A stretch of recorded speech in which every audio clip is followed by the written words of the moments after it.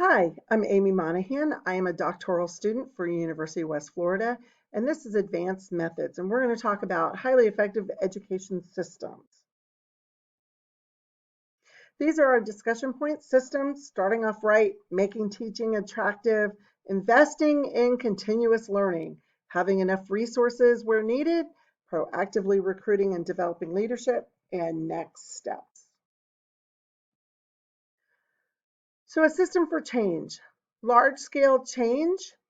We're talking national or statewide. So this is coming from the research of Darling, Hammond, and Rothman, along with Tequila did a lot of work with the Singapore program system. So we're going to talk about it in the large scale in the three systems as one. So there's multiple components in these programs: recruitment of educators, earning wage, support, and providing opportunities for leadership.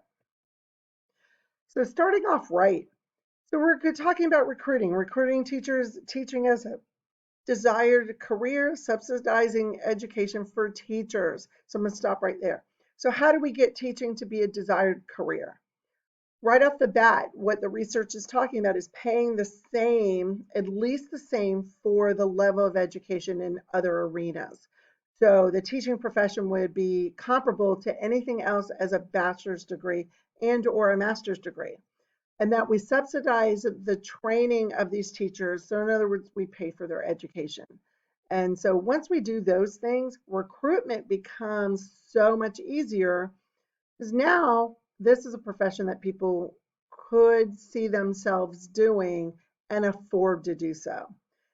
The other key piece is talking about how there's more training done in these systems than we do here in the US. So a minimum of a bachelor's degree in content knowledge, so in the realm of like science, mathematics, and then their master's in the education pedagogies. So how do you take this content knowledge and really start applying it? So giving that time in the education realm.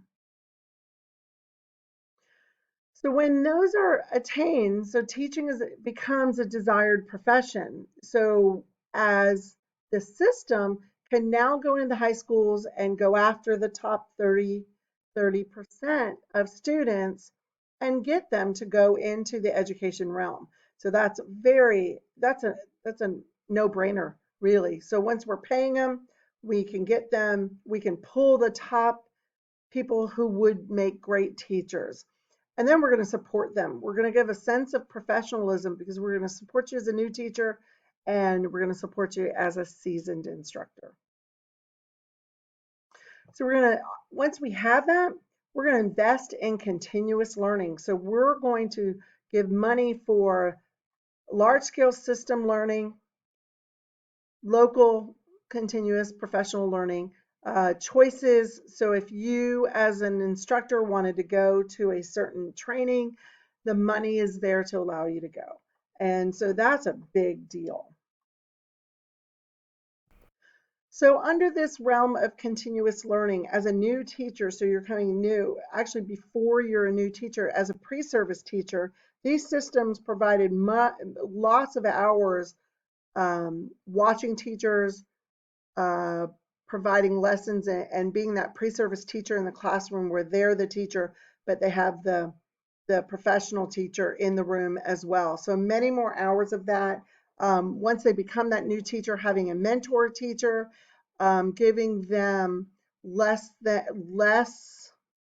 workload in their first 2 years as a teacher. All of these systems, all these constructs to help support a new teacher to keep them being a part of this program. One of the things I want to say about that too, the research has said less than 3% of teachers leave the profession in these areas where we have, according to the research, it says 6 to 8% of our teachers leave every year, leave the profession.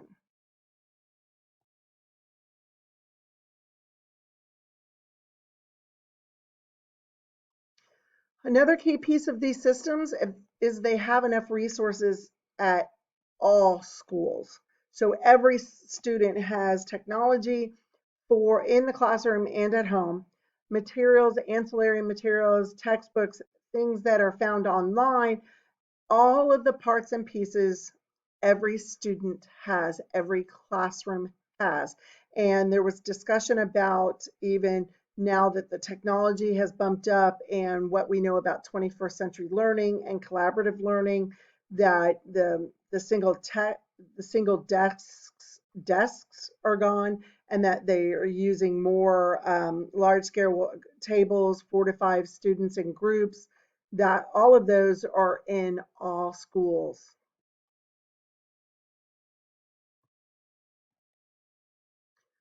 Another key piece of the systems that are working well in the world are the fact that there is always opportunity for advancement.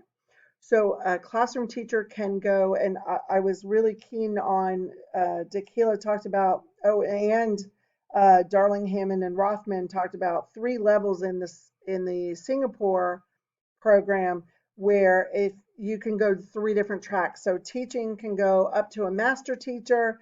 You can go the leadership route where you could be a director, or that realm, or you could become a specialist and a senior specialist. So those were the 3 realms. And what was great about that is there was increase in pay at each of these levels and all of those.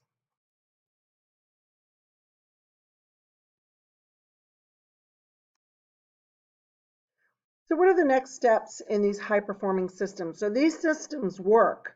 What do we want to do about that? So here in the US and the state of Florida, adopting those parts and pieces of these systems is, according to the research, a no-brainer.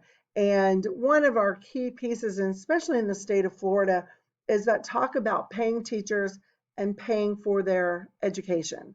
And once we do that, the other parts of the system are easier. But it definitely, we don't like to say that throw money at it and that would fix everything. But in this case, it really does seem that throwing money at it will make the difference. And I appreciate the time. And here are my references of Tequila and Darling, Hammond, and Rothman. Thank you.